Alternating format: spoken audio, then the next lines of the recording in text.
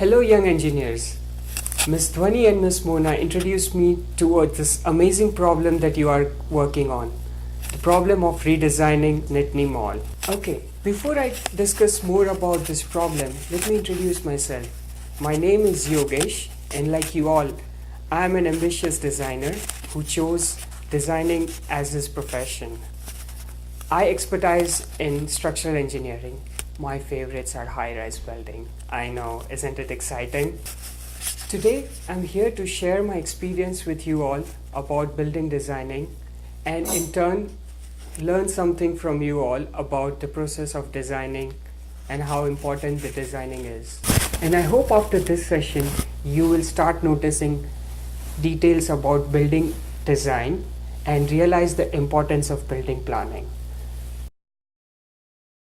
Is very important because it's the first step towards redesigning anything. It helps us to put things in perspective. It helps to give us a broader idea about what we want to achieve. For example, if you are designing a highway, we cannot directly put the close signs and start planning and working then. The first step is to plan in terms of how we are going to design, what material we are going to use, how much time would it take to construct, and then plan everything in such a way that we cause minimum obstruction to the traffic. And as a structural engineer, this is exactly what I do. First, we come up with a preliminary design of the building. Then we try to optimize the design, try to change some things, and then redesign it again and again. This is why planning is very important because it helps to streamline the process, gives a better idea about what the final product should be. Am I achieving my objectives? Am I meeting my client's requirement? Am I finishing the task within the given time frame? Am I optimizing my solution? Is the solution feasible? Is the solution economic? Planning helps me to answer all these 5 points. Since you all are going to work on redesigning Nittany Mall, let me share with you 4 important principles of planning which would help you to redesign the mall in efficient manner. First one is called aspect. This principle deals with the positioning and sizing of building components. For example, what should be the size of the door? What should be the size of the window? And by positioning, I mean in what direction do you want your bedroom to be in? What direction do you want your drawing room to be in? Like I was telling you all, I am really interested into high-rise buildings. So for this demonstration, let us assume this Big Ben as a dummy building. Now the objective of this demonstration is to decide the position of where you want your drawing room or your bedroom to be in this building. And in order to do so, let us first try to understand how the position of the sun could be helpful in deciding the position of the building components of this tower. Now imagine sun rising in the east and this is the noon time. And then finally sun is setting in the west. Now let us see this demonstration again, but this time I want you all to observe in what direction this building is casting its shadow. What part of the building is exposed to the sunlight? Let's see this demonstration again. Sun is rising in the east. This is the noon time, and finally sun is setting in the west. We observe the shadow of the building to be in this direction, whereas the front side and the sides of the building were exposed to the sun. Now, let us try to understand how this could be helpful in planning.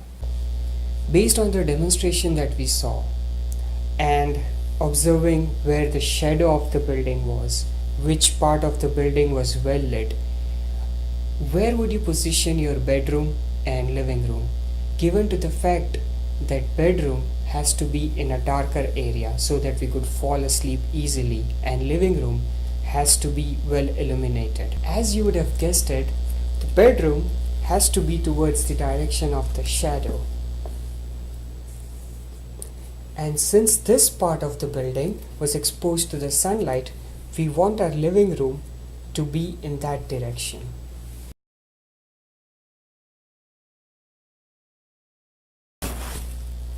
This principle of planning deals with clustering of various structural components together in such a way that they work in unison.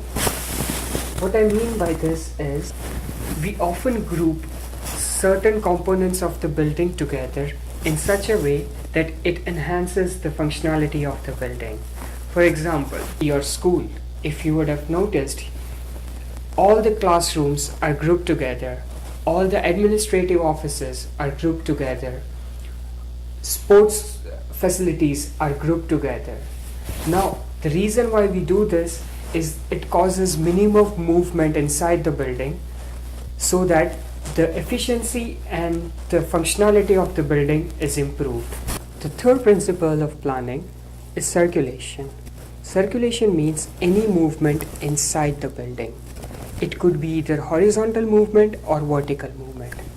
The main concept of this principle is to reduce the time required to move from one part of the building to another. This principle of circulation not only deals with the people moving inside the building, it also deals with movement of air inside the building.